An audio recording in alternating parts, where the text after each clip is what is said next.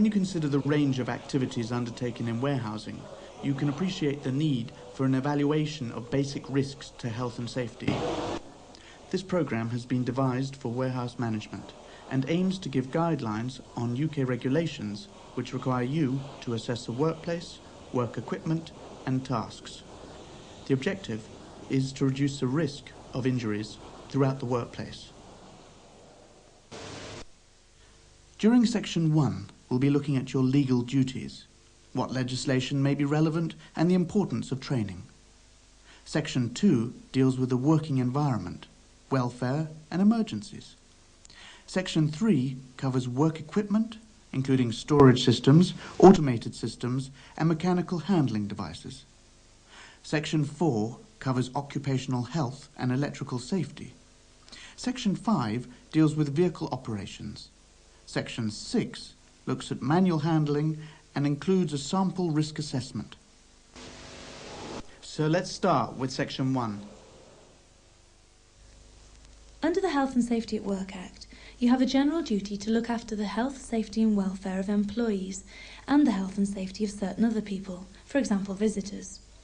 You must also inform employees, either by displaying the approved poster, Health and Safety Law, What You Should Know, or giving each employee the approved leaflet. You should also inform them of the name and address of the enforcing authority for the premises and the address of the local Employment Medical Advisory Service. In addition to the Health and Safety at Work Act, there are specific requirements laid down in various acts and regulations, a list of which is included in the accompanying booklet. And then there is the new UK legislation, which implements EC directives on the workplace, work equipment, personal protective equipment, manual handling and visual display screens. These all follow broad requirements of avoidance, assessment and action. So you can see that warehouses are subject to a wide variety of legislation, and you need to be aware of what is applicable in your circumstances. Many accidents are caused by lack of proper training, and this is especially true in the case of younger workers. We should all keep an open mind on learning.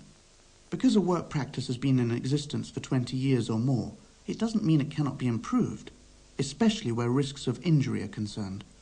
Health and safety training is a requirement for both management and employees, and it is an ongoing necessity, so refresher courses will be needed from time to time. Build up a checklist of the type of training required. Will it be on or off the job? Who will carry it out? And who will supervise the training? And are they competent to do so? How will you assess the trainee's competence? What records will be kept? Unless you know these things from the start, your training program will have no purpose. The supervisor must be competent for the training task and must closely watch the trainee. They should have enough time and knowledge to do this correctly. They should also ensure that the trainee does not develop any dangerous work practices. Since warehouses can be subject to a wide variety of legislation, it is important to keep one or more persons in charge of monitoring and implementing the various requirements. You must also have a training policy which reflects your legal requirements, and it is important always to keep records of training.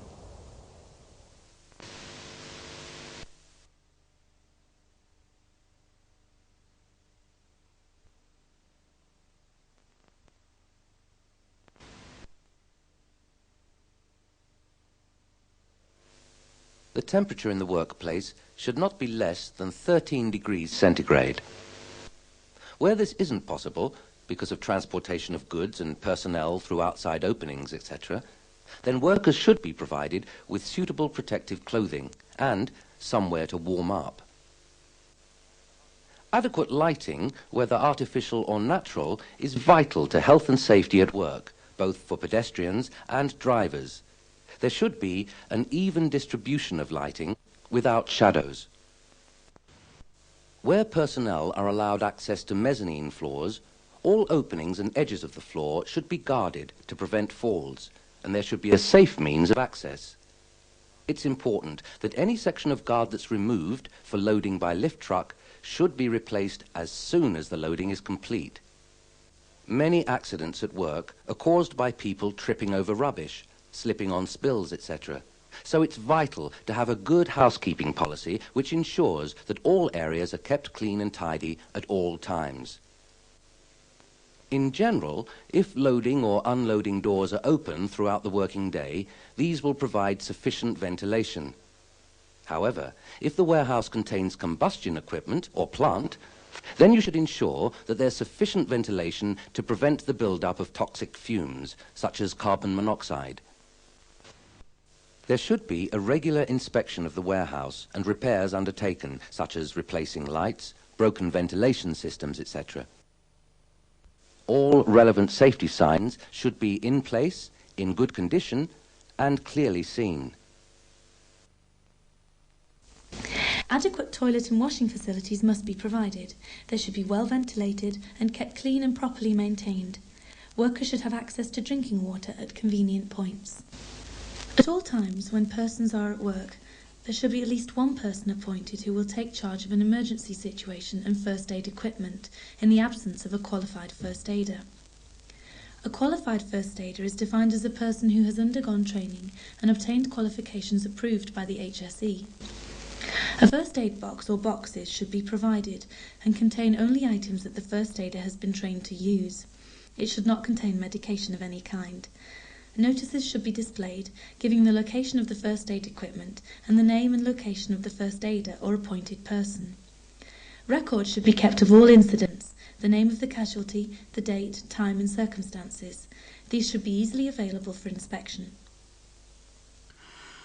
Always bear in mind that in the event of a fire, protection of property is incidental. People come first. All employees should be told that whoever first discovers the fire should raise the alarm. In the case of an outbreak of fire, the fire brigade should be summoned immediately. If the nature of the fire requires the premises to be evacuated, no one should re-enter until they are told it is safe to do so by the fire brigade. On leaving the premises, the workforce should gather in a pre-arranged location so that a roll call can be taken to establish whether anyone is missing. Where it is suspected that workers have been unable to leave the building, this information should be passed directly to the fire brigade. Practice fire drills should be carried out at least once a year, but at more frequent intervals in large premises, including cash and carry warehouses where the public are present.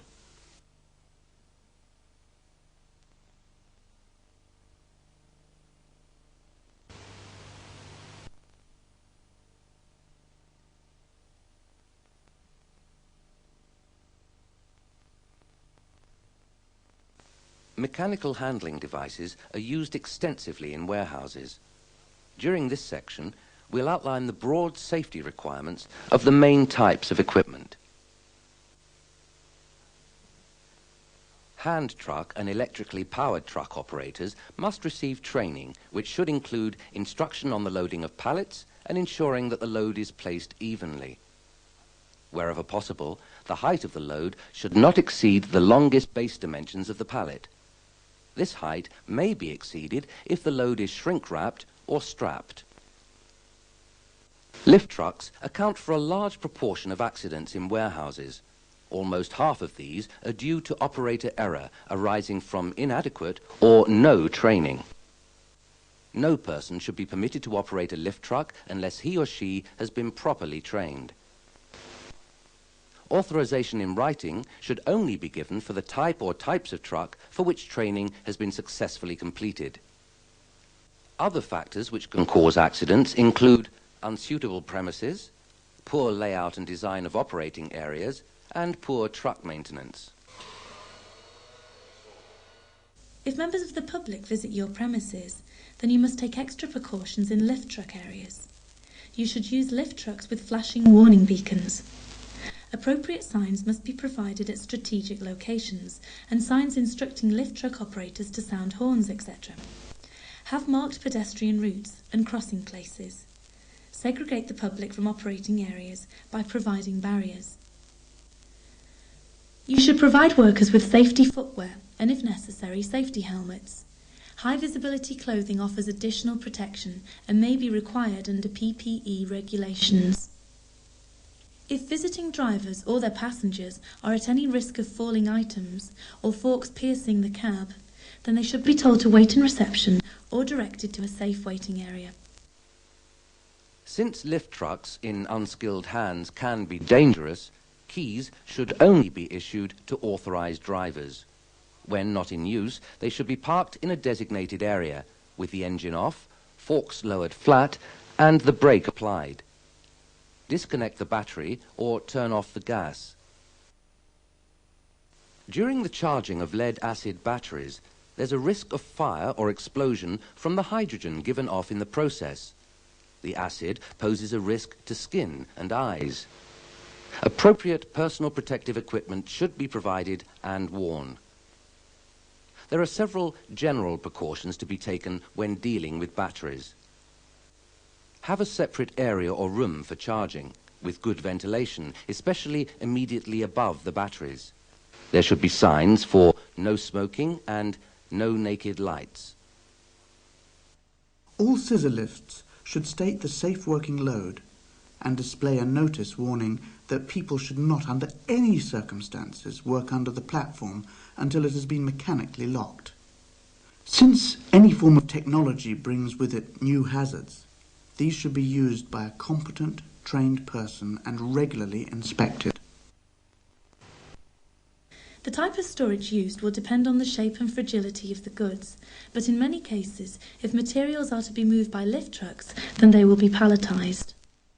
When choosing suitable pallets, it is vital to ensure that they are suitable for your requirements. Pallets can cause accidents, and the main causes of these are poor design or construction, using them with an unsuitable load, continuing to use damaged pallets, bad handling, using with unsuitable racking. There should be an effective pallet inspection routine and workers told to examine them before use and to handle them carefully. If pallet stretch machines are used, operators must be fully trained and made aware of the dangers.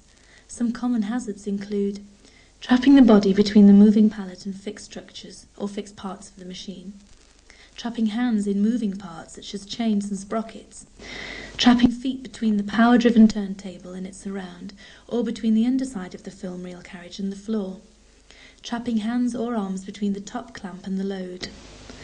One method of avoiding these hazards would be to fit an interlocked enclosure in accordance with BS 5304. If you use a pallet wrapper or strapper which is conveyor fed and operates automatically, then a higher standard of guarding is generally required, and you would need to fit guards which complied with this standard as a minimum.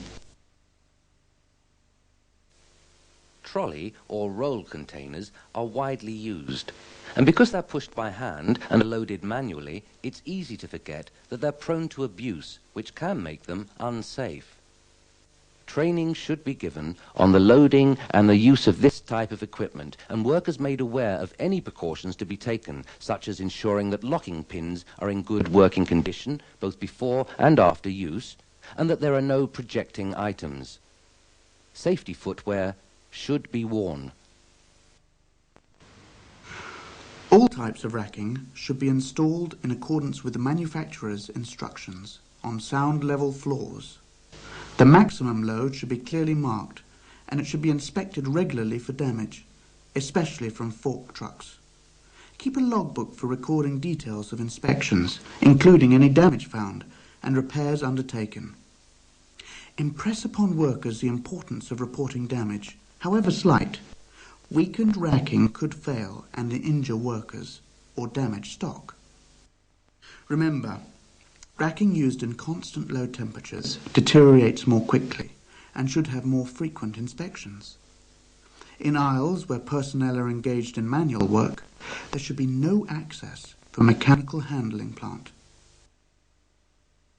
Freestanding mobile platform steps should be used in preference to ordinary ladders, and make sure workers position these steps to eliminate overreaching.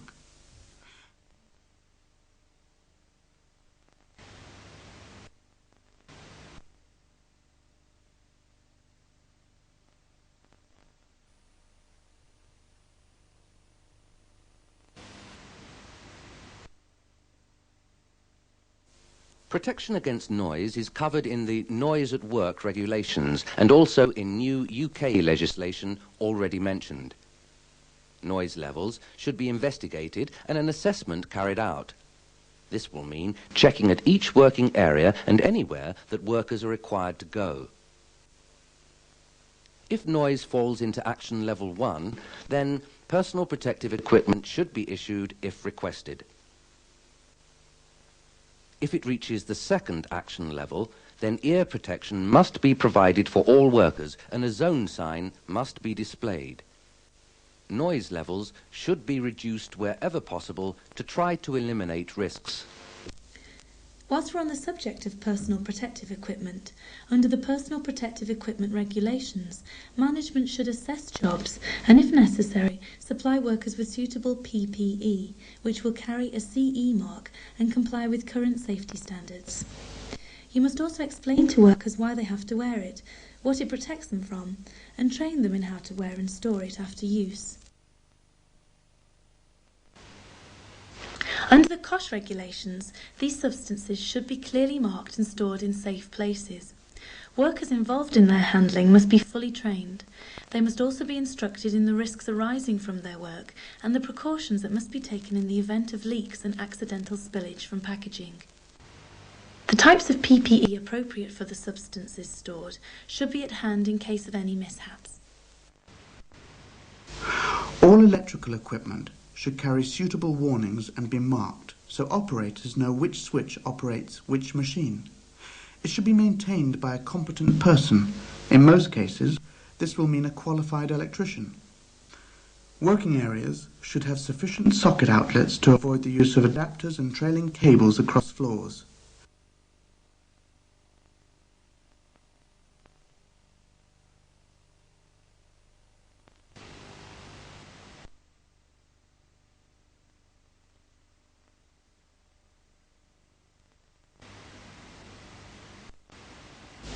Check that roads, road markings, lighting and signs are properly maintained and have realistic speed restrictions which are enforced.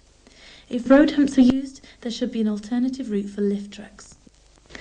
Places where vehicles are unloaded or loaded must be no-go areas for members of the public and non-essential employees. Workers in attendance to vehicles should be trained to stand clear when vehicles are moving. Only fully trained workers should be allowed to guide a lorry when it is reversing. Before loading, vehicles should be checked for floor damage. The load should be arranged so that it is stable whilst in motion. As a lorry driver is responsible for ensuring the load is secure, lift truck operators should follow his instructions. Loading or unloading should never be carried out on a gradient. Instruct workers to always stand clear of tail lifts in case their load falls off the platform or they crush their feet and toes. Semi-trailers should always be uncoupled on firm, level ground. The trailer should be checked for damage and stability before loading. Use safety jacks as an added precaution if loads are uneven. These should be well lipped onto the vehicle before work commences and returned to a horizontal position flush with the loading dock as soon as the work is completed.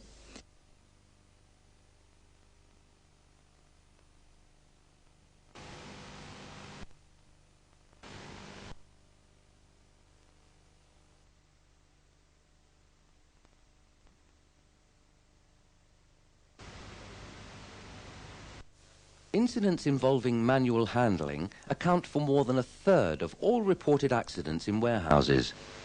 New regulations mean that you must train workers in safe lifting and moving techniques. An introduction to safe lifting is included in the accompanying video, Handling with Care. In addition, you must reduce the risk of injury wherever possible. Since the weight of an object is only one factor, a detailed assessment is the only way to accurately determine risk levels. When assessing a task, here are some of the points to consider. Firstly, can manual handling be completely avoided, for example, by using a forklift? If this is not practicable, can any mechanical aid reduce the manual handling? For instance, a roller conveyor can eliminate carrying. eliminating lifting from the floor, or introducing team lifting. Any assessment should always take into consideration the task, the load, the working environment, and individual capabilities.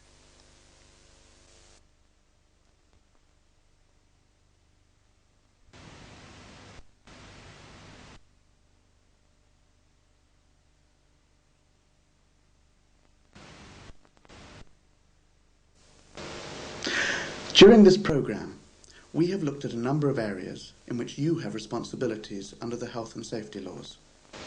Many of these areas will be subject to more than one set of regulations. By adopting a structured approach to health and safety, you will find that the concepts of avoidance, assessment, and action should prove to be relatively simple procedures to carry out. Help and advice are always available from local authorities and other bodies. New standards in health and safety can help reduce risks of accidents and injuries. This can only be of benefit to your company, and you will find in the long run, any measures that you take will prove to be cost effective and help you be warehouse safe.